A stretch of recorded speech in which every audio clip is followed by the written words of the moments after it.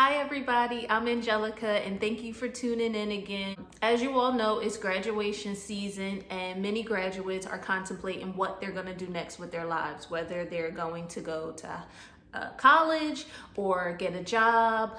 They can go the trade route. Many don't know. Everybody doesn't want to go straight to college. So I just wanted to get on here and give them an alternate to choosing the college route.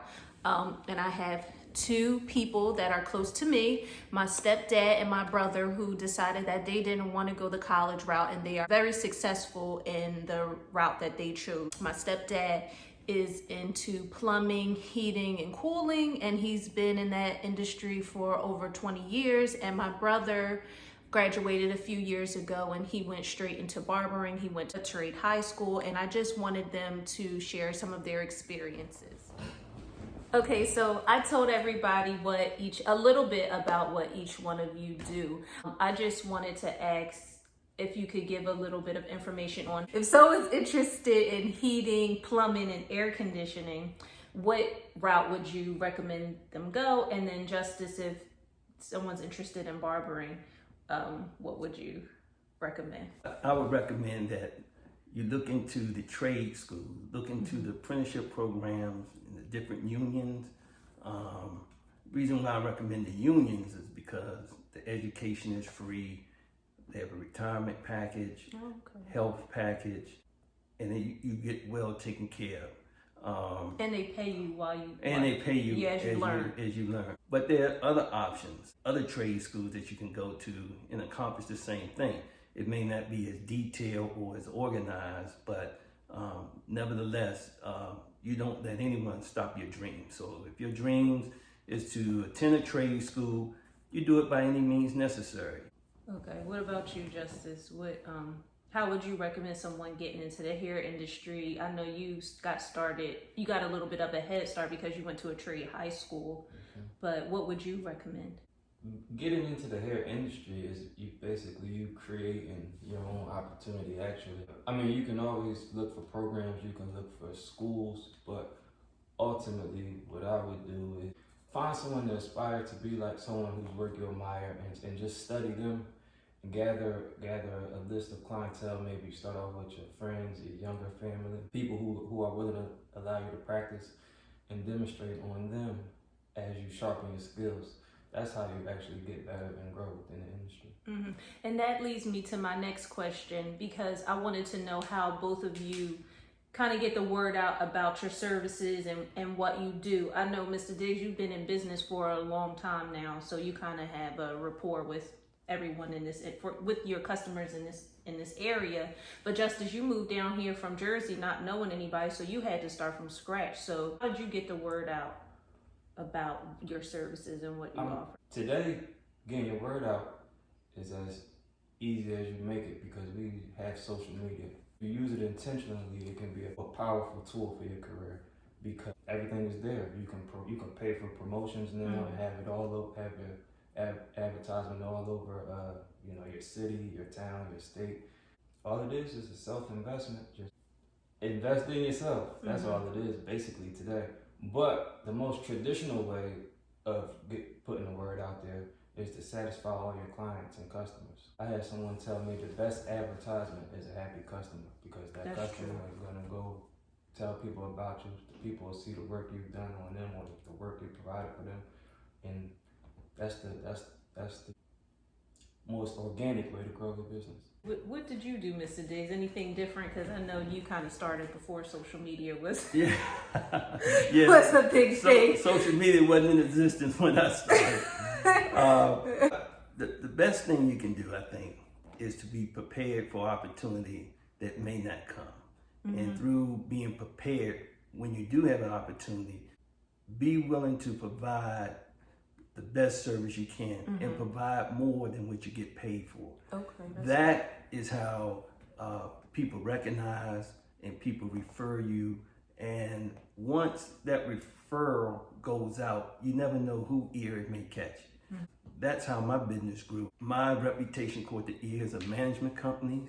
It caught the ears of project managers for major corporations and major cities, major water purveyors. And so you never know who's at the round table and who's listening. And if people are saying good things about you, it catches someone's ear. What would y'all say is the biggest factor in helping you to become successful? Being dependable, letting people know that they can count on you from a competence standpoint and dependability, you being where you say you're going to be. People like the luxury of being able to make a phone call and sit in their office or lay in their bed, knowing that you're going to go out there and take care of that situation and make it go away. So that's what I find is very critical. For me, it would be to never get comfortable and always seek yourself around strong individuals. I never aspire to be the best sitting in the room. I always like to be around individuals who I can learn from, because it'll force me to grow and get better within my industry or my field of work.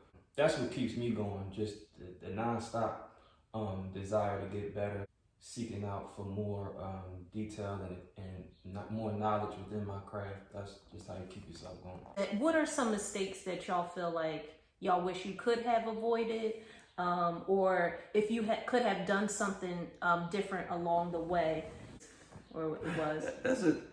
That's an interesting question, because I found all my mistakes to be valuable where it made me better. Whether it was estimating a job wrong or doing something improperly, if you're perfect along the way.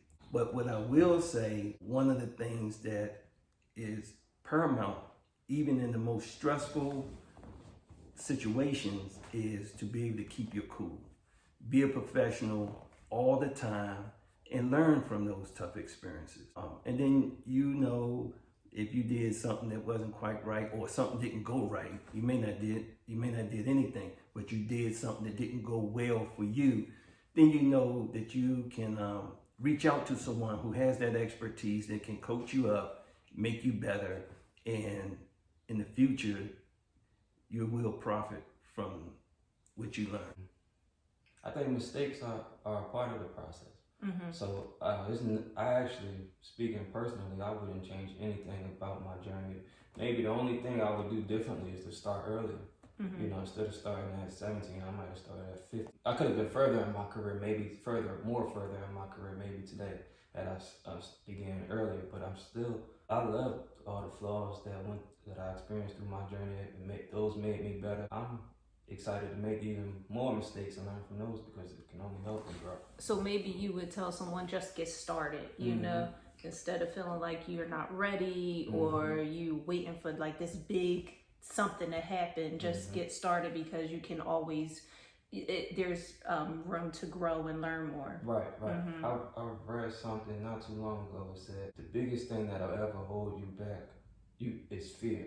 People have all these brilliant ideas, and that's all they remain, as a brilliant idea, because they're too scared of going out there and making mistakes. What advice would y'all give to someone who has like a bunch of ideas and interests, but they don't know really where to start? Well, I know each of you kind of do a bunch of things. I mean, Mr. Diggs also had real estate, and you did very well with that. And then, Buddy, you just, in this whole pandemic, you started another business.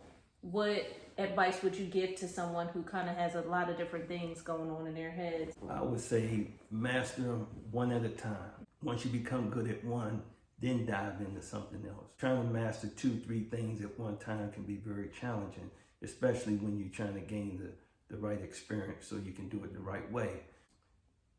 Write them down. Don't lose focus of your goals, but do them one at a time. Master one, then move on to the next. You have to focus in on one thing first. Once you master that will open up a number of opportunities that you can't even imagine. Just from dedicating yourself to one thing, that one thing will create many more opportunities. Just from focusing in. And then what advice would y'all give someone who wants to start a business in a time like this, but it's a lot of uncertainty, a lot of fear going on. People don't know what's happening from day to day. What I recommend to those who has a passion for a career in non-essential jobs is to just believe in yourself and prepare for the tough times. don't put all your money in one basket and spend it all. Put money aside so you can weather a storm. This pandemic was totally unexpected. No one saw it coming. But through preparation, always be ready for the unknown. And if you prepare for the unknown, you can ride the storm. Always be prepared for the worst. Be prepared plan for the best, but be prepared for the worst. What I would say is have a game plan. That's where you start. Just have a game plan and come up with a strategy on how you can come up out of the situation stronger than you were put in. Well, thank you all for tuning in. I just wanted to give you all, a different perspective. Like I said, they didn't go the college route, but have been very successful in each of their businesses, and especially in this time like this. So thank you for tuning in, and I'll see you guys later.